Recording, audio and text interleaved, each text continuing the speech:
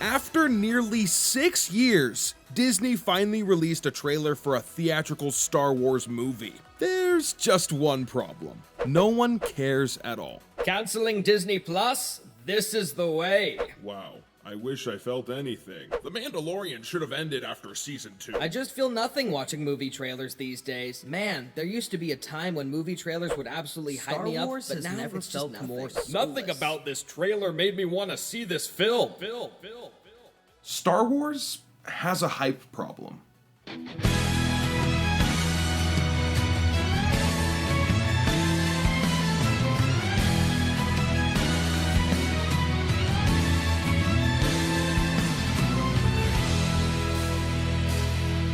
Now, it's no secret that Star Wars has been in a weird place for a while now. The sequel trilogy divided fans, and subsequent TV shows like The Book of Boba Fett and The Acolyte only added fuel to the fire. It's been a lot, even for fans like me who are willing to give Disney Star Wars the benefit of the doubt. I mean, what?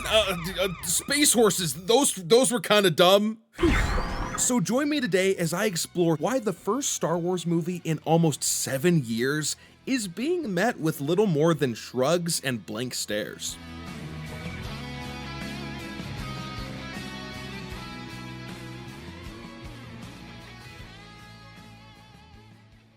Now, there are some who would say that none of this is new, that Star Wars hype died with the prequel trilogy, or the sequel trilogy, or when George Lucas sold the franchise to Disney. But here's the thing, even the controversial eras of Star Wars had hype. The Force Awakens trailer has more than 100 million views on YouTube, and the film itself still ranks in the top 10 highest grossing movies of all time. Even The Last Jedi and The Rise of Skywalker were able to make more than $1 billion each at the box office. Say what you want about the quality of the films themselves, but the hype was there. These weren't flops. If anything, the sequel trilogy, despite all of its flaws and shortcomings, did prove that Star Wars could still be an event. That isn't to say that the sequel trilogy didn't have any effect on Star Wars as a whole. It definitely had a lot of problems that fractured the fan base.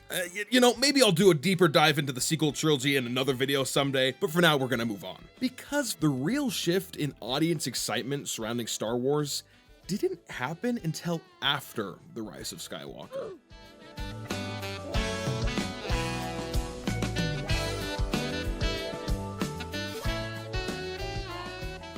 On December 27th, 2019, the season finale of The Mandalorian would air on the newly launched Disney Plus platform. Like the rest of the season, the episode was met with near universal praise.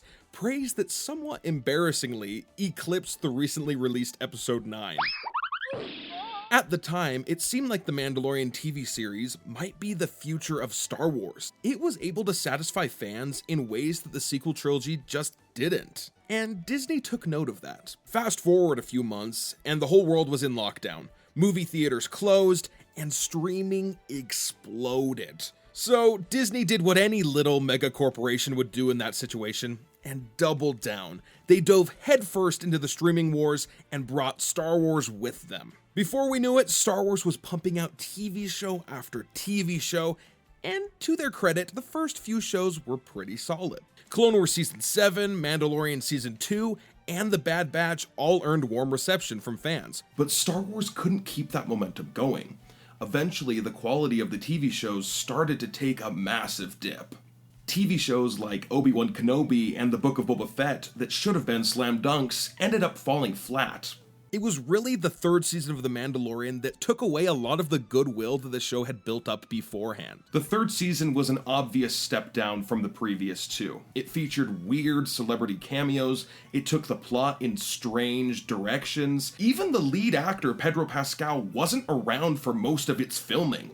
It's just kind of sad because had the Mandalorian and Grogu movie been announced after season 1 or even season 2 of The Mandalorian, I think hype would be through the roof. But the fact that it's been announced after this middling season really did deflate a lot of the excitement for people. Well, that's it, right? Disney had a good thing with The Mandalorian, and then they ruined it with season 3, and now no one's excited for the new Star Wars movie.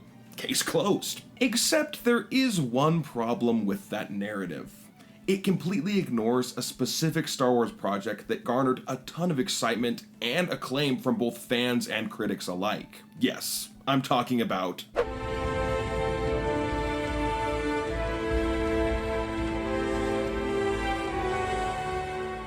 So why didn't the positive reception for Andor help increase hype for The Mandalorian and Grogu? At first, it doesn't make much sense. You'd think that having a lot of hype behind your last Star Wars project would increase hype for the next one. Well, what if I told you that Andor not only didn't save Star Wars, it might have killed Star Wars?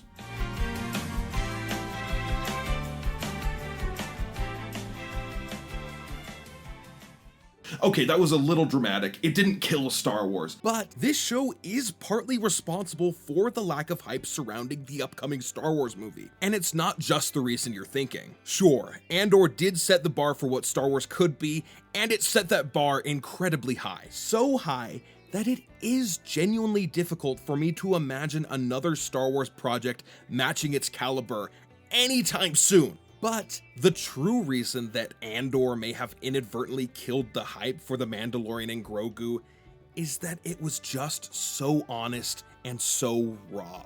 Intentionally or not, Disney released, and by extension endorsed, a show that directly addressed issues like censorship, state surveillance, fascism, resistance, and rebellion with real depth and maturity. And once you've seen Star Wars handled that way, it's kinda hard to go back to, haha, silly Baby Yoda movie. Especially when The Mandalorian and Grogu's trailer was released during a real-life controversy surrounding censorship and political pressure. Like, Disney, how did you not see this backlash coming? It's just funny to me to see them release a trailer for a franchise that last we saw it was boldly condemning government censorship and suppression of truth while actively participating in it themselves. I don't care if you have to cut power to the whole chamber. Get her off the air! That disconnect, it hasn't gone unnoticed by fans of the franchise. And while yes, Disney has changed course and tried to save face by announcing that Jimmy Kimmel's show is going back on air, the damage has already been done. As much as they want to sweep this mistake under the rug, I don't think that they will be able to change public perception easily. Because Andor reminded us what Star Wars was originally about. At its core, it is the story of a rebellion fighting against a tyrannical empire. And lately, the company behind Star Wars is looking more and more like that empire each and every day. And that brings us back to where we started. Why does no one care about the new Star Wars movie?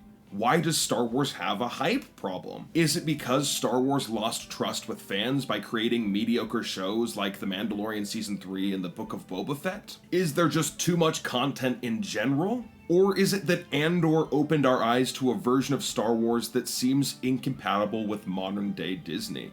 I think it might be a little bit of all of them. Who knows? Maybe The Mandalorian and Grogu will be really good, and it will propel Star Wars to heights we've never seen before. I guess only time will tell. But anyway, I want to hear your thoughts. Do you also think that Star Wars has a hype problem? Why or why not? Let me know in the comments below.